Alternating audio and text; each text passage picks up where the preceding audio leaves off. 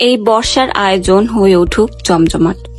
বাঙালির প্রিয় এবং পছন্দের মাছ ইলিশ, খেতে যেমন সুস্বাদু ঠিক তেমনি পুষ্টিগুণে ভরপুর। এই মৌসুমে আমরা চাইলেই অনেক সহজেই এই মাছ হাতের কাছে পেয়ে যাই।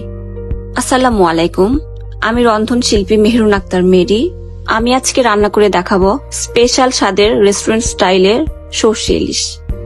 আমি ভালোবাসি রান্না করতে এবং রান্না নিয়ে বিভিন্ন পরীক্ষা নিরীক্ষা করতে। এবার আমি চেষ্টা করছি কিভাবে সর্ষে ইলিশে রেস্টুরেন্টের স্বাদ আনা যায়। আমি অনেক সচেতন থাকি খাবারের পুষ্টিমান নিয়ে। স্বাদ এবং সুঘ্রাণের কথা চিন্তা করে কিশোয়ান সরিষার তেল ও মশলা দিয়ে রান্নাটি করে দেখাচ্ছি। একটি বড় সাইজের ইলিশ মাছ নিয়েছি, সেটা আমি ভালোভাবে কেটে ধুয়ে পরিষ্কার করে নিয়েছি। এবার আমি মাছে কিশোয়ানের 1 চা চামচ হলুদ গুঁড়ো, কিশোয়ানের 1 চা চামচ মরিচ গুঁড়ো ও পরিমাণ মতো লবণ দিয়ে মেখে রাখবো। অনেকগুলো খাদ্য উপাদানের এক বিরাট পুষ্টি ভাণ্ডার এই মাছ। যেমন 100 গ্রাম ইলিশ মাছে আনুমানিক 110 ক্যালোরি ও 22 গ্রাম প্রোটিন রয়েছে। এছাড়াও আছে omega 3 fatty acid, iodine, vitamin D, এছাড়া অনেক উপাদান। এবার আমি হাফ কাপ সাদা সরিষা হাফ কাপ পানিতে কিছুক্ষণ ভিজিয়ে রেখেছিলাম। এই সরিষার সাথে আমি 3 চা চামচ পেঁয়াজ বেরেস্তা, 4টি কাঁচামরিচ ও পরিমাণ মতো লবণ দিয়ে একটি পেস্ট করে নিচ্ছি। স্বাদের কথা চিন্তা করে এখানে আমি কাঁচা পেঁয়াজ না নিয়ে পেঁয়াজ বেরেস্তাটা নিয়েছি, কারণ কাঁচা পেঁয়াজে একটা বাজে স্মেল থাকে আর ওই জন্য ইলিশের সুঘ্রাণটা নষ্ট হয়ে যায়। এবার আমি পেস্টটা থেকে যে রস বের হবে সেই রসটা দিয়ে আমি রান্না করব। সরিষায় লবণ এবং মরিচ দেওয়ার মূল কারণ হলো সরিষাতে যেন তেতো ভাবটা না আসে। কিশোয়ান সরিষার তেল যেহেতু কাঠের ঘানি ভাঙানো তেল, তাই এই তেলের পুষ্টিগুণ সম্পর্কে বলে শেষ করা যাবে না। এবার আমি দিচ্ছি কিশোয়ানের হাফ চা চামচ মরিচের গুঁড়া এবং দিচ্ছি কিশোয়ানের হাফ চা চামচ হলুদের গুঁড়া। এবার আমি দিব পরিমাণ মতো লবণ এবং 1 টেবিল চামচ পেঁয়াজ বেরেস্তা। ভালোভাবে নেড়ে তারপর দিব সরিষা পেস্ট। স্বাদ ও মানের কথা ভেবে আমি আজকে রান্নায় ব্যবহার করেছি কিশোয়ানের মশলা এবং সরিষার তেল।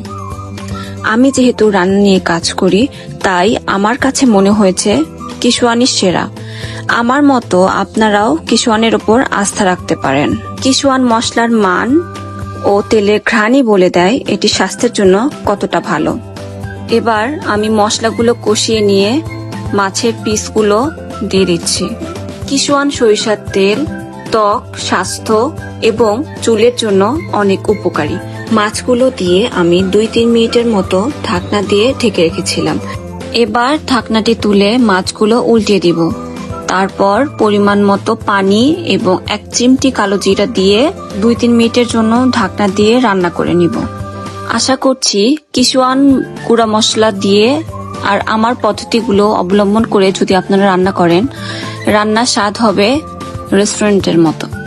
তারপর ফ্লেভার বাড়ানোর জন্য 3-4টি কাঁচামরিচ ও পরিমাণ মতো ধনিয়া পাতা দিয়ে দিব। ইলিশ মাছ এমন একটি মাছ যা আমরা রান্না করতে পারি বিভিন্ন উপায়ে।